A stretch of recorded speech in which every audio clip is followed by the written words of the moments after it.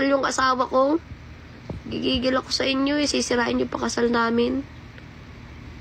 Kala niyo naman masisira niyo.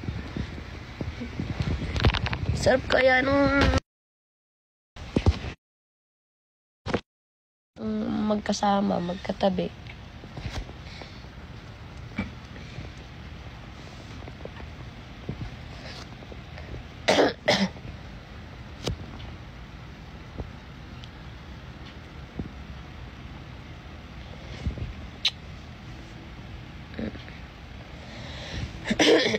Sa wahag.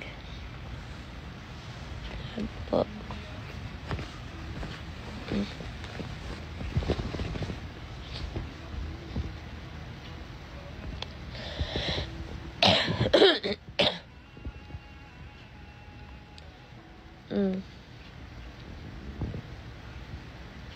Thank you po. Thank you sa mga nagdadrap. Kaya yun lang po gusto ko sabihin sa inyo. Pag po may mga nagchat-chat sa inyo na basher na gusto ko sirain po si Cassie or kami, huwag kayo maniniwala. Kayo na makakapagpatunay niya na hindi totoo yung mga sinasabi nila.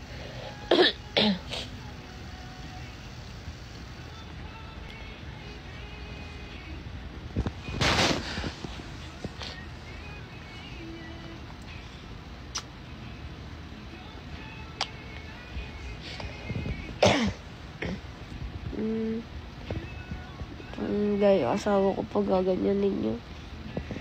Bait-bait ng asawa ko. Sobrang love pa nga ako neto.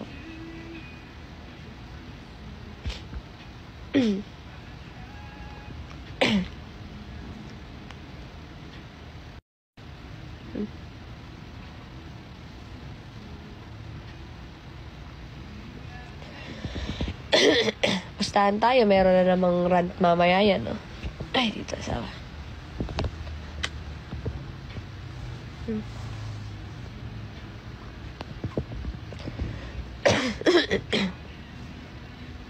Basta kami, masaya kami. Masaya kami. Kahit anong paninira nyo, kahit anong sabihin nyo, masaya kami.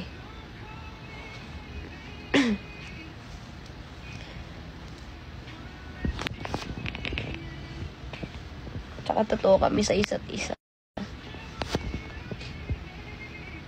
Wala akong pakialam kahit mag-report pa yung mga mosang dyan.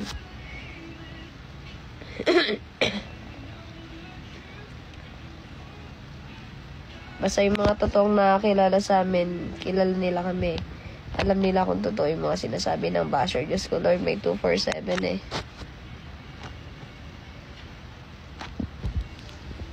Tsaka iba magmahal si Cassie, ah. Sa kanya ko lang nakita yung talagang totoong pagmamahal talaga na alam mo yun, na hindi mo na kailangan hilingin sa kanya na i-video call kanya, i-update kanya oras-oras. 'Di ba? Tsaka hindi ko pinipilit sa kanya na nasamahan niya ako sa araw-araw. Siya mismo ayaw din humiwalay sa akin eh. Hindi na nga kami nag-iiwalay. Pagkalabas ng talk, live in agad. Love you. Babash ka nila. Suntukin ko sila. Ay, Manel. Hello, Manel. On the way na kami. Love naman tayo. On the way na kami, Manel. Dito. Ganda ko. Ganda ng asawa ko. Babash na lang. Ang daming viewers Puta, ragis kayo Teka lang.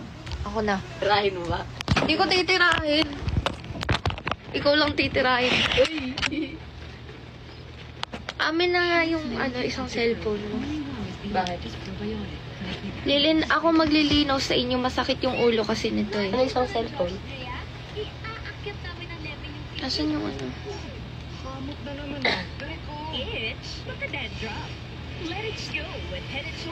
Teka, ang lamig pala dito.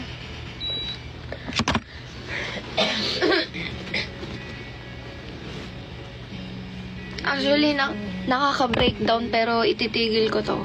Nakakaiyak lang kasi may mensa ko eh.